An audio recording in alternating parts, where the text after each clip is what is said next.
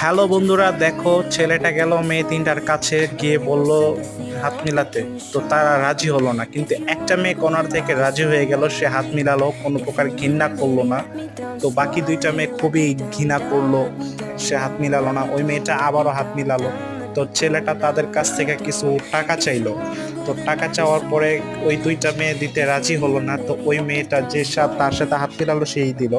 তো ছেলেটা তাদের কাছ থেকে বিদায় নিয়ে চলে যাচ্ছিল, তখন আবার সে ওই মেয়েগুলোর কাছে চলে গেল, গিয়ে দেখেন কি করতেছে। তো ভিডিওটা তো ফলো করেন যে ছেলেটা কি করে। দেখেন এই মেয়েটা তার সাথে খুব ভালো ব্যবহার করার কারণে মেয়েটাকে কি গিফট করে, দেখেন একটা আইফোন গিফট করে গেল। ওয়াও, দেখেন একটা আইফোন গিফট করে গেল।